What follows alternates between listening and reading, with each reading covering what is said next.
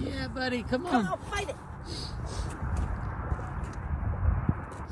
So once you kind of uncovered some of that initial ice, then it was essentially, let's see what part of them is stuck, just frozen into the ice. And it was just trying to strategically go around that and chisel away ever so gently to make sure that, you know, we were freeing them without hurting them.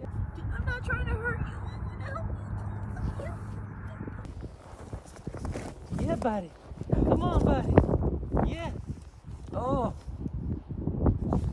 Can you fly, my man? He doesn't want. Yes. Come on, Sammy. Oh, you still got one on you. Go, Sammy. Sammy, go.